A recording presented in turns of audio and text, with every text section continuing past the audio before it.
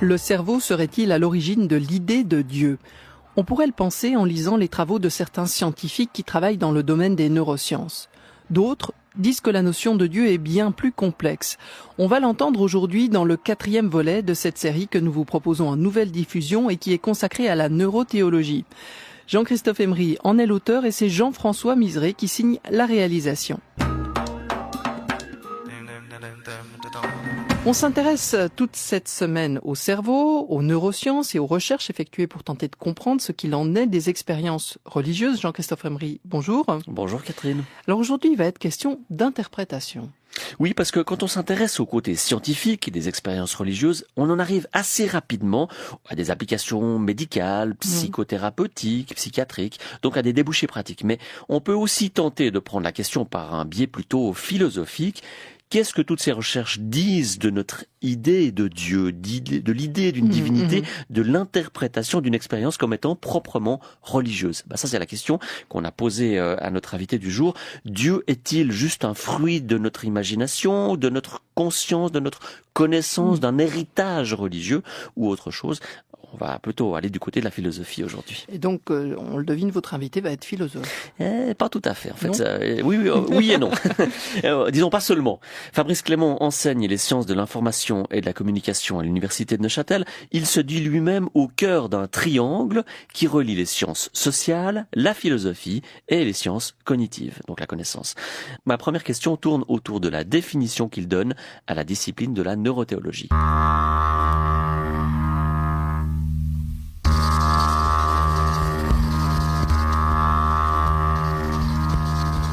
Ce qu'on peut peut-être dire, c'est qu'il ne s'agit pas à proprement parler d'une discipline. Il y a plutôt un ensemble, qui n'est d'ailleurs pas extrêmement grand, de chercheurs qui utilisent les nouveaux outils des neurosciences, pour le dire simplement, filmer ou photographier l'activité cérébrale, pour tenter de pointer de manière plus scientifique les types d'activités cérébrales qui seraient liées à des expériences religieuses.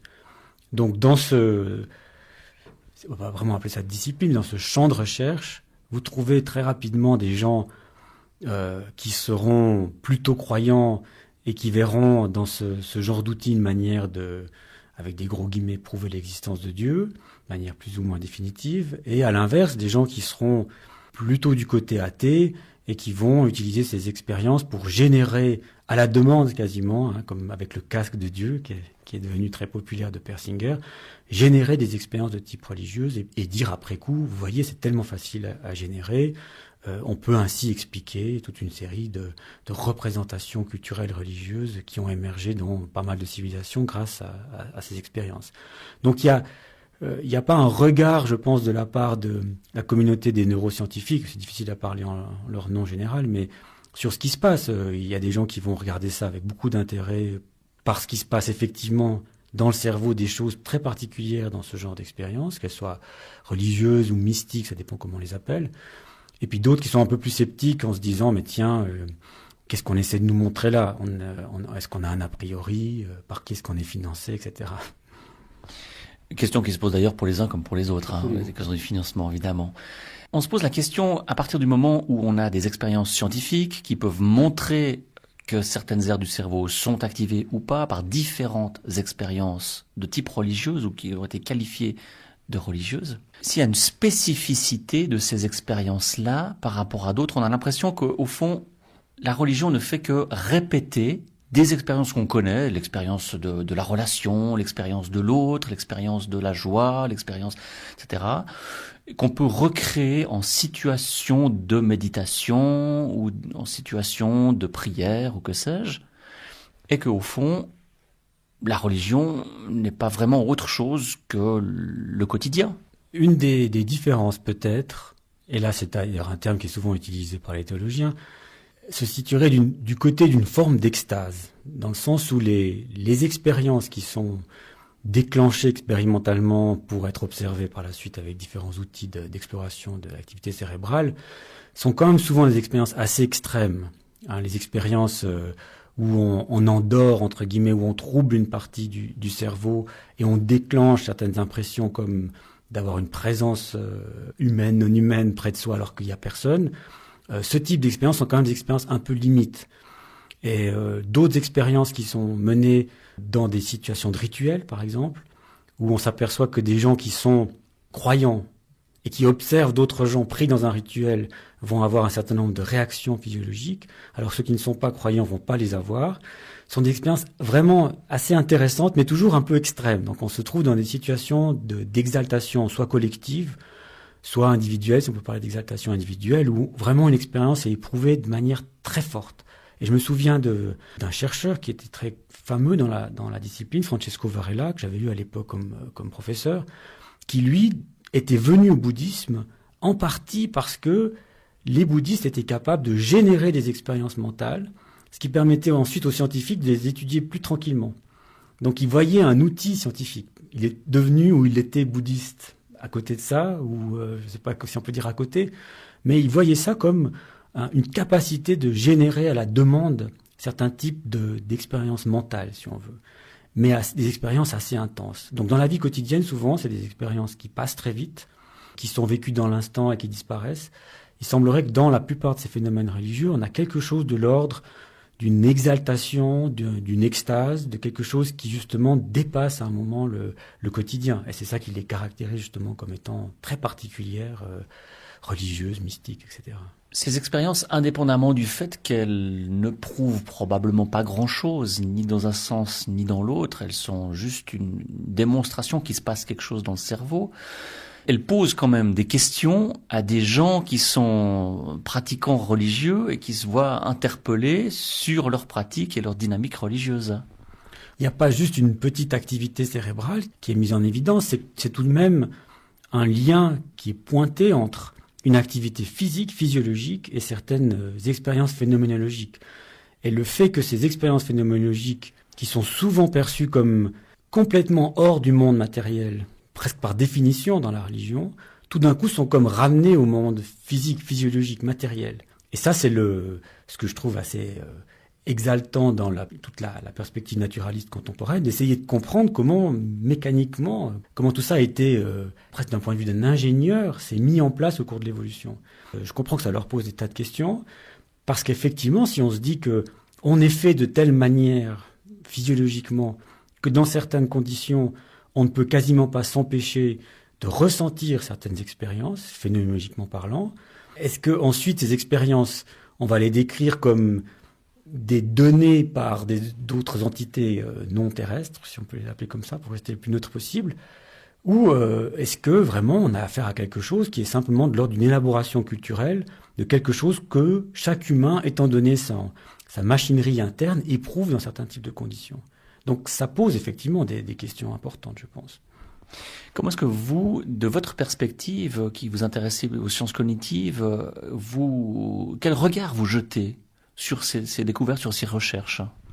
Alors, ces recherches sont très intéressantes parce que du côté des sciences cognitives, il y a une approche cognitive du phénomène religieux, des faits religieux, qui s'est beaucoup développée ces dernières années, dans laquelle il y a un peu une tension entre des gens qui insistent sur la dimension contre-intuitive des expériences religieuses. Il y a des choses justement qui sortent de la vie quotidienne, de la vie courante, mais qui justement pour cette raison vont avoir un certain succès culturel, si on peut appeler ça comme ça. Et puis des gens dans toujours le même type d'approche, mais qui alors vont insister sur le côté intuitif.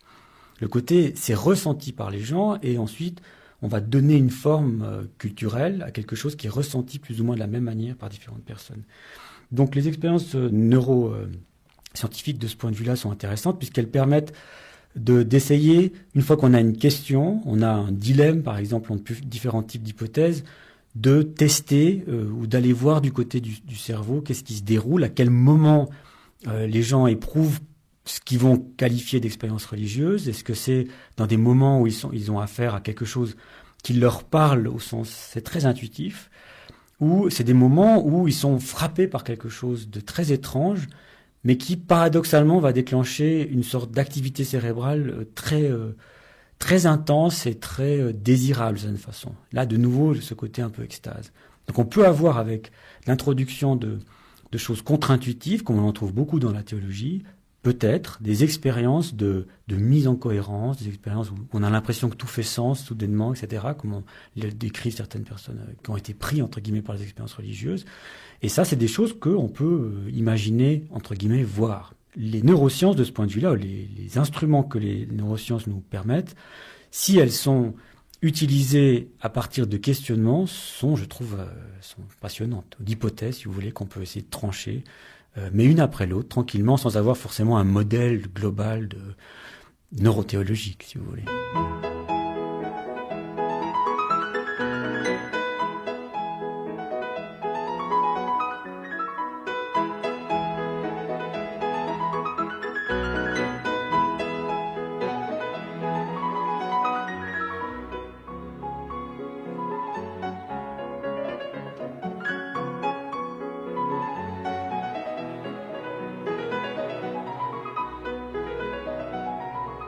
Fabrice Clément, l'être humain se réduit pas à son fonctionnement mécanique, évidemment.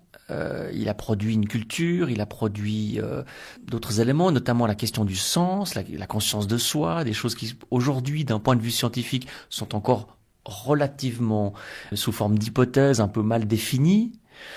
Comment est-ce que vous identifiez cette production culturelle qui se capitalise depuis l'aube de l'humanité?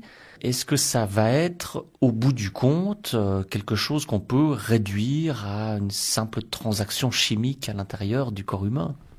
Bon, cette description chimique, comme vous dites, peut être un nouveau récit culturel, justement, qui se met en place, une nouvelle manière de décrire son identité. Mais effectivement, on peut pas, et ça c'est une des critiques qu'on peut adresser, je dirais d'un point de vue naturaliste, à bon nombre d'approches de type très réductionniste ou réductiviste, neuroscientifique, c'est que il y a quand même une réduction de la complexité, pas forcément de la complexité religieuse ou autre, de ce point de vue-là ça me pose pas vraiment un problème, mais de la complexité au niveau d'un individu.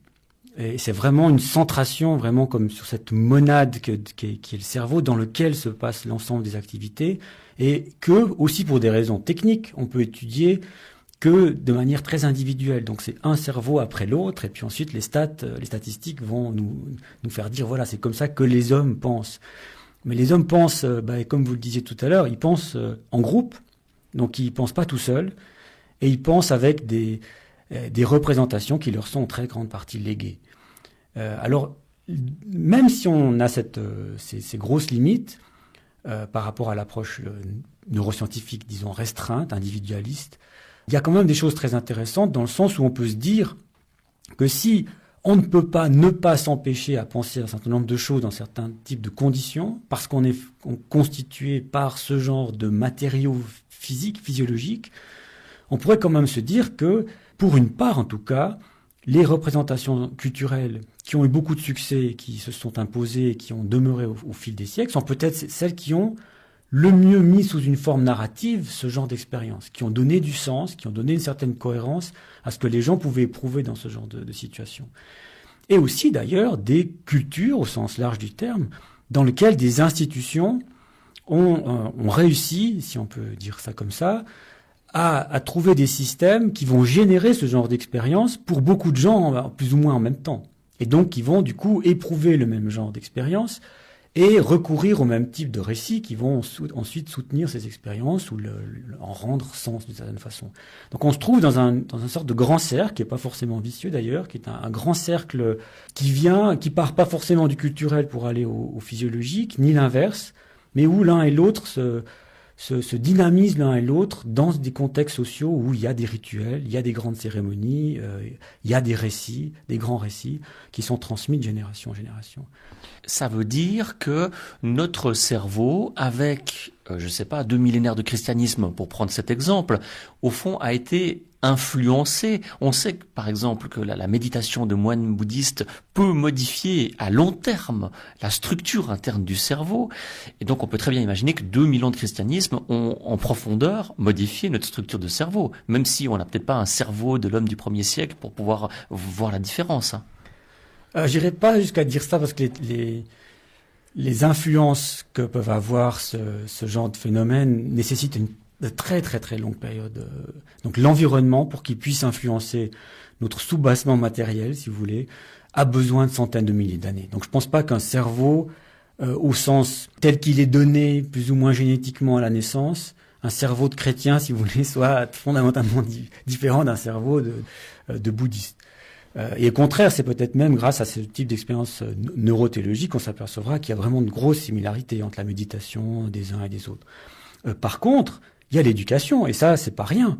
Il y a tout un processus où on va transmettre ces récits, où on va donner du sens à ces expériences, et on va en encourager un certain nombre, en décourager un autre nombre. Enfin, et donc il y a une sorte de canalisation de l'attention, de ce qui convient de faire, ce qui convient de pas faire.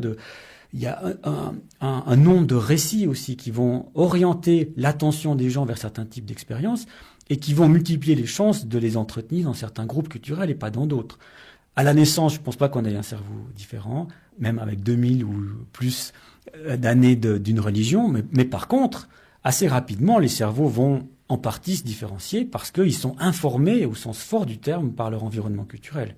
Et ça, on maîtrise encore relativement mal ce genre de questions, jusqu'à quel point les choses sont modifiées. C'est justement l'objectif de la neuroanthropologie, de se dire à quel point le fait d'être pris dans un environnement culturel va modifier vos connexions neuronales et faire de vous une personne physique différente. Donc ça, on est tout au début de la réflexion sur ce genre de questions, qui est une réflexion que les anthropologues classiques n'aiment pas beaucoup d'ailleurs. Ça me fait penser à un autre parallèle. Est-ce qu'à votre sens, il est pertinent?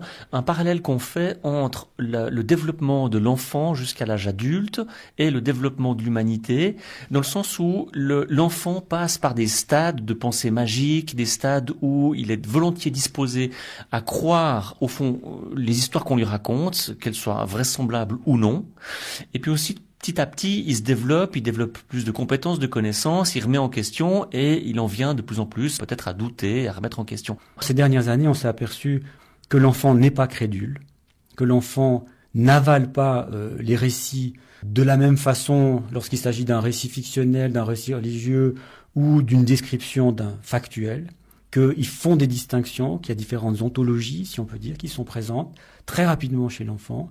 Par contre, il y a un certain nombre de recherches qui laissent penser qu'il n'est pas complètement impossible que certaines des attentes intuitives que les enfants peuvent avoir se retrouvent d'une certaine façon dans certaines parties de systèmes religieux. Un exemple, l'idée d'un Dieu omniscient est quelque chose qui n'est pas choquant du tout pour un enfant de 3 ans, puisque à 3 ans, ils ont beaucoup de peine à s'imaginer que les autres n'ont pas le même savoir sur le monde qu'eux, n'ont pas les mêmes représentations du monde qu'eux, comme si l'environnement s'imprimerait comme ça directement dans leur cerveau. Ça prend du temps. Et il y a des gens comme Justin Barrett, par exemple, qui ont beaucoup joué sur ce genre d'éléments pour dire, regardez, dans le fond, l'omniscience, qui a l'air contre-intuitive, elle n'est pas à l'âge de 3 ans. Alors, c'est pas très gentil pour les gens très religieux qui croient à l'omniscience, mais cette idée, ce serait de dire, oui, dans le fond, c'est simplement une croyance qu'on a très jeune pour l'ensemble des individus, et puis qu'on apprendrait à restreindre petit à petit à seulement certaines entités qui, elles, sauraient en fait tout, auraient accès à tout. Donc il y a peut-être des liens à faire entre le développement de l'enfant, le développement psychologique et certaines croyances religieuses, mais cette idée que on aurait un enfant entièrement crédule qui grandit, qui devient de plus en plus rationnel, qui est un peu une idée un peu piagétienne, si on veut, a été beaucoup remise en question, puisque les enfants savent beaucoup de choses sur certains aspects du monde très vite, sur d'autres aspects beaucoup plus tard, et donc les choses sont beaucoup moins linéaires que ça. Par contre, que certains, lorsqu'on fait des sortes de carottage dans ce développement, il y a des choses troublantes dans le côté magique, par exemple, dans le côté vision omnisciente du monde. Il y en a toute une série comme ça, où on se dit, tiens, c'est vrai, là, il y a quelque chose de très curieux. Est-ce que, en tant qu'adultes croyants, les gens retomberaient, entre guillemets, dans cette espèce de croyance enfantine? Certains, peut-être plus parmi les athées, seraient assez prêts à le penser. Et l'imagerie médicale, un PET scan du cerveau d'un enfant, etc., c'est des choses qui ont été faites. Et est-ce qu'il y a des parallèles qui ont été faits d'un point de vue des neurosciences sur ce que vous dites là? Alors, pas encore, pour une raison, là encore, assez technique, c'est que se mettre dans un scanner est une épreuve. Je ne sais pas si vous l'avez fait, je l'ai fait pour une expérience. C'est très pénible en fait. Vous devez absolument pas bouger, vous avez votre tête coincée, et mettre un enfant dans un appareil comme ça, c'est, je vais pas dire criminel, mais c'est vraiment pas très conseillé. Donc non, on n'a pas ce genre d'informations pour le moment, mais avec le développement des techniques, c'est pas du tout impensable qu'on puisse arriver à se dire, tiens, est-ce que ce qui se passe dans ce genre de contexte où, par exemple, on pose à un enfant des questions sur ce que les autres peuvent savoir, est-ce que il a un même type d'activation qu'un croyant lorsqu'il pense à Dieu? Mais encore une fois, ce genre d'idées, par exemple, très théologiques sur la manière dont les gens penseraient aux entités religieuses, sont très souvent remises en question par la recherche dans les sciences cognitives, où on s'aperçoit qu'il y a souvent un hiatus, en fait, entre un discours du dogme que les gens sont prêts à reprendre sous une forme explicite, oui, moi je crois, et oui, ils vous sortent la proposition à laquelle ils croient, et puis leur raisonnement spontané quotidien, où en fait ils retombent sur des choses beaucoup moins étranges du point de vue intuitif que ce qui est dit par les théologies d'un peu toutes les religions. Ça fait partie un tout petit peu du système théologique d'avoir certaines propositions étranges, forcément.